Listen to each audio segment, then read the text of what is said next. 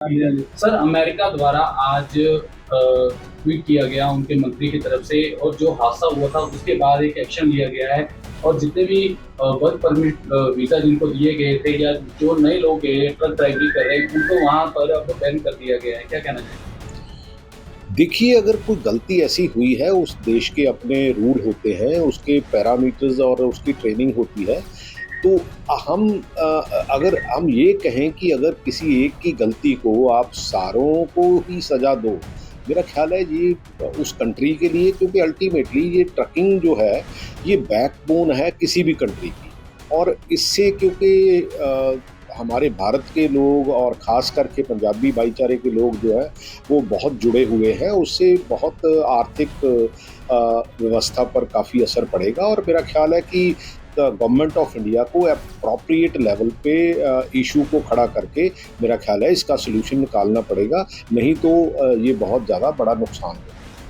नहीं, देखो, अगर ह्यूमन एरर हुआ भी है किसी से, इसका मतलब आप पूरी कम्युनिटी को, या ड्राइविंग जो ड्राइविंग कर रहे हैं हमारे यंगस्टर्स, उनको आप टोटली बैन नहीं कर सकते। आप उनकी ट्रेनिंग प्रोग्राम को स्ट्रिक्ट कर सकते हो, सख्त कर सकते हो। और किसी भी ऐसे एब्रप्ट फैसले जो है वो किसी भी देश के लिए अच्छे नहीं होते।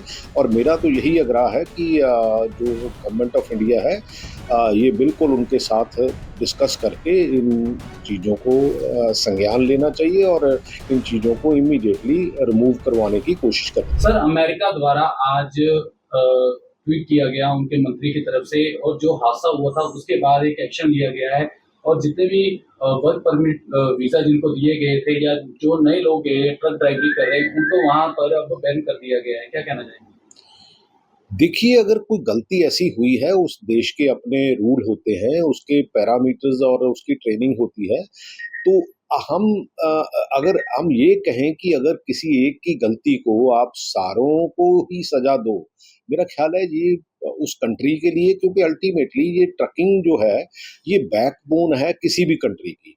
और इससे क्योंकि हमारे भारत के लोग और ख़ास करके पंजाबी भाईचारे के लोग जो है, वो बहुत जुड़े हुए हैं, उससे बहुत आर्थिक व्यवस्था पर काफ़ी असर पड़ेगा। और मेरा ख़्याल है कि गवर्नमेंट ऑफ इंडिया को अप्रोप्रिएट लेवल पे इशू को खड़ा करके मेरा ख्याल है इसका सलूशन निकालना पड़ेगा, नहीं तो ये बहुत ज़्यादा बड़ा नुकसान होगा। अगर बात की जाए, पहले ही अमेरिका ने 50% टैरिफ जो भारत पे लगा रखा है, अब उसके बाद फिर ऐसा एक एक्शन लिया गया, क्योंकि खासकर पंजाब के लोग ज़्यादातर विदेश जाते हैं, और पंजाब के लोग ही ज़्यादातर वहाँ पे जाके ट्रक ड्राइवरी भी करते हैं। तो ऐसे में उनको अब और जो दिक्कतों और मुश्किलों का सामना करना पड़ेगा, तो उसे लेकर कैसे देखें? नहीं, देखो, अगर ह्यूमन एरर हुआ भी है किसी से, इसका मतलब आप पूरी कम्युनिटी को, या ड्राइविंग जो ड्राइविंग कर रहे हैं हमारे यंगस्टर्स, उनको आप टोटली बैन नहीं कर सकते। आप उनकी ट्रेनिंग प्रोग्राम को स्ट्रिक्ट कर सकते हो, सख्त कर सकते हो। और किसी भी ऐसे एब्रप्ट फैसले जो है वो किसी भी देश के लिए अच्छे नहीं होते।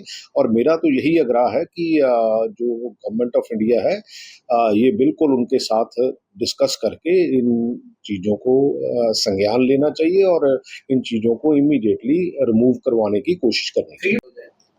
नहीं, देखो, उनका रोज़गार भी बंद होगा, लेकिन जो टैरिफ रेट्स हैं उस कंट्री के, वो भी उससे प्रभावित होंगे। अल्टीमेटली जो पंजाबी है ख़ास करके, वो ज़्यादा ट्रकिंग में ट्रकिंग जो है वो करते हैं। और मेरा ख़्याल है कि किसी कम्युनिटी के साथ ऐसा बर्ताव नहीं होना चाहिए, कोई चाहे दुनिया की कोई कम्युनिटी भी हो। तो मेरा ख़्याल है कि हम उनके साथ खड़े हैं, और जहाँ भी एप्रोप्रिएट लेवल पर ये मसला उठाने की ज़रूरत होगी, हम ज़रूर उठाएँगे। लेकिन ये भारत के जो ख़ास करके फ़ॉरेन मिनिस्ट्री है, हमारी जो इनके साथ हमेशा, क्योंकि टाई अप रहता है सारे कंट्रीज़ के साथ हमारे जो फ़ॉरेन मिनिस्ट्री का, तो मेरा ख़्याल है उनको फ़ॉरेन मिनिस्टर को इमीडिएटली जो है इसके बारे में लिखना भी चाहिए और उसको परस्यू करके उसको सॉल्यूशन भी निकालना चाहिए।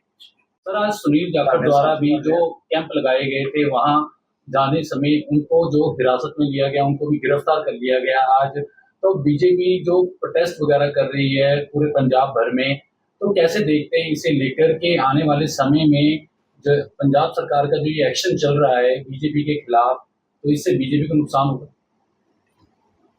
नहीं, बीजेपी को नुकसान नहीं होगा, आप इसकी पॉलिटिक्स को समझिए। दोनों जो है गांव में ऑलमोस्ट बैन किए हुए हैं लोगों ने, क्योंकि स्पेशली आफ्टर 3 लॉज बीजेपी, लेकिन लैंड पूलिंग के बाद आम आदमी पार्टी।